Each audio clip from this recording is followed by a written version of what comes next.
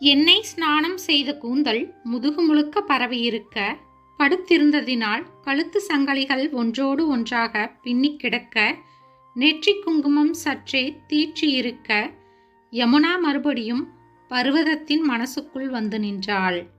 சாதாரணமாகவே இந்த 2 வருட காலத்தில் ஒரு நாளைக்கு குறைந்தது 5-6 தடவைகளாவது யமுனாவும் செத்துப்போன அந்த கடன்காரனும் பர்வதத்தின் நெஞ்சை ஆக்கிரமித்துக் கொள்வார்கள். அதுபோன்ற சமயங்களில் ஒரு வேலையும் ஓடாது பர்வதத்திற்கு. காய் நறுக்கிக் கொண்டிருந்தாலோ இலையில் சோற்றை போட்டு கொண்டு சாப்பிட உட்கார்ந்தாலோ அந்த காரியம் அப்படியே நின்றுவிடும். பிரமை பிடித்தவள் போல உட்கார்ந்திருப்பாள். மனசுக்குள் யமுனாவின் கையை பிடித்துக்கொண்டு மாலையும் கழுத்துமாய் நாகராஜ் உள்ளே நுழைந்ததில் ஆரம்பித்து வரிசையாய் ஒவ்வொரு காட்சியாய். அம்மா, நீ கொஞ்சம் விரைப்பாகவே நடந்துக்கோ, இல்லைன்னா தலைமேல ஏறி உட்கார்ந்துடுவா. சமையலெல்லாம் அவதான் செய்யணும்னு சொல்லு. அத்தை, ஈரப்புடவையை சுத்திட்டு சமைச்சாதான் நீங்க சாப்பிடுவீங்கன்னு உங்க பிள்ளை சொல்றாரே, நிஜமாவா என்றாள் யமுனா.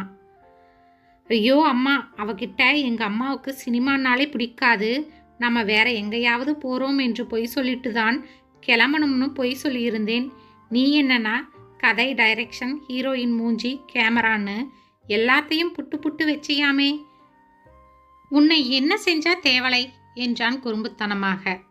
எங்க அப்பா லெட்டர் போட்டிருக்கார் அத்தை, இவர் வாங்கி வச்சுண்டு தரமாட்டேங்கிறார். அம்மா பர்மிஷன் கொடுத்தால்தான் தருவேன்னு சொல்றார். ஊஞ்சலை சுற்றி தபதபவென ஓட்டம்.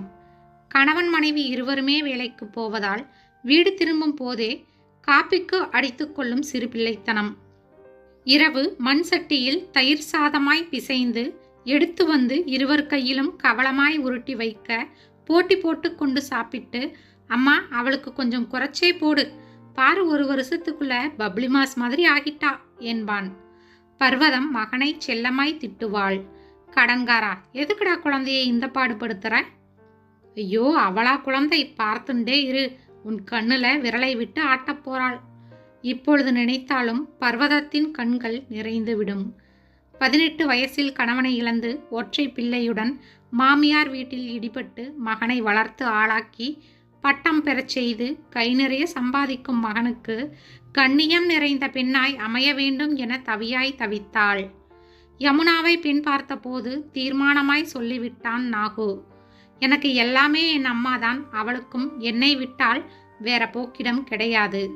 நான் இன்னும் 2 வருஷம் கழிச்சு கூட கல்யாணம் செஞ்சுக்கலாம். அம்மா ஆசைப்படுறா. வாழ்க்கையிலே அவ ஆசைப்பட்டது எதுவுமே கிடைக்கல, இதுவாவது நடக்கட்டுமே. அவன் சொன்ன மாதிரி இன்னும் 2 வருடங்கள் போகட்டும் என்று விட்டிருக்கலாம். அந்த ஞாயிற்றுக்கிழமை மாலை மணி 3. பஜ்ஜி போட வாழைக்காய் இல்லை என்று வாங்கி வர 10 வீடு தள்ளி இருந்த கடைக்கு நடந்து போனவன்தான். தண்ணீர் லாரி அடித்ததில் சின்னா பின்னமாகி போனான். தூங்கிக் கொண்டிருந்த யமுனா அக்கம் பக்கத்து பெண்களின் அழுகுரல் கேட்டு எழுந்து உட்கார்ந்தாள். அத்தை, என் கண்ணே மோசம் போயிட்டோம்டி. எண்ணெய் ஸ்நானம் செய்த கூந்தல் முதுகு முழுக்க பரவி இருக்க, படுத்து எழுந்ததினால் கழுத்து சங்கலிகள் ஒன்றோடு ஒன்று பின்னிக் கிடக்க, நெற்றி குங்குமம் சற்றே தீற்றி இருக்க, அடுக்கி வைத்த சீட்டுக்கட்டு மாதிரி மகனும் மருமகளும் வாழ்ந்த வாழ்க்கை காட்சிகள் ஒவ்வொன்றாய் விழுந்து கடைசியில் இதுதான் வந்து நிற்கும். எல்லாமே வெறும் கதையாய் முடிந்து போய்விட்டது. யமுனா மாமியாரின் கண்களில் விரலை விட்டு ஆட்டவும் இல்லை. மாறாக, நான் இங்கேயே இருக்கிறேன், என்னை விட்டுவிடுங்கள் என்றுதான் அழுது புரண்டாள். யமுனாவின் தந்தைதான் மருமகனின் இன்சூரன்ஸ் பணத்திலிருந்து சேமிப்பு தொகை வரை இன்னும் அவன் சம்பாத்தியத்தில் வாங்கி போட்டிருந்த துண்டு நிலத்தை கூட விடாமல் சகலத்தையும் எழுதி வாங்கி கொண்டு பெண்ணையும் அழைத்து கொண்டு நடையை கட்டினார். இந்த 2 வருடங்களாக பர்வதத்திற்கு வழக்கமாய் வரும் அவளது கணவரின் பென்ஷனும் பழைய காலத்து வீட்டில் அவள் வசிக்கும் குருவிக்கூட்டை தவிர மீதி இடங்களை வாடகைக்கு விட்டிருப்பதினால் கிடைக்கும் சொற்ப வருமானமும் நாகராஜ் யமுனாவின் நினைவுகளும் தான் மிச்சம். கூடத்து சுவரில் மாட்டியிருந்த மகனின் திருமண புகைப்படத்தை கூட எடுத்து உள்ளே வைத்து விட்டாள் பர்வதம்.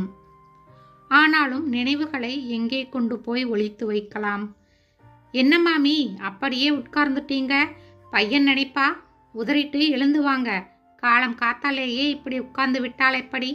சுற்றி உள்ளவர்களின் அதட்டலும் கனிவுமே அவளை எழுந்து நடமாடச் செய்யும். இன்று சுத்தமாய் அடித்து வைத்த சிலை மாதிரி உட்கார்ந்து இருக்கிறாள் பர்வதம். காரணம், யமுனாவுக்கு இன்று 2ஆம் முறையாக திருமணம். பத்திரிகை வந்திருந்தது யமுனாவின் கையெழுத்துடன். குழந்தை எங்கே இருந்தாலும் சேமமா இருக்கட்டும். மனசு முழுக்க யமுனா யமுனா யமுனாதான். மாலையில் விளக்கு வைக்கும் வரையில் அடுப்பு மூட்டவில்லை பர்வதம்.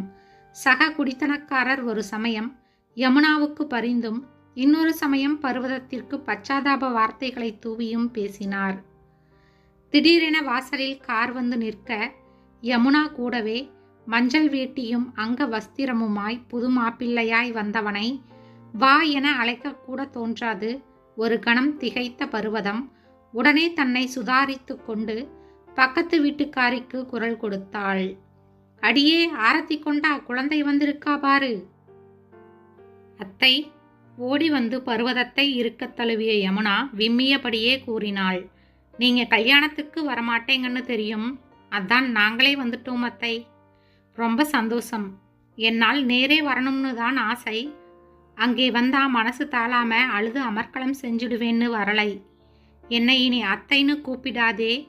இனிமே உன் மாமியாரை தான் நீ அப்படி கூப்பிடணும்.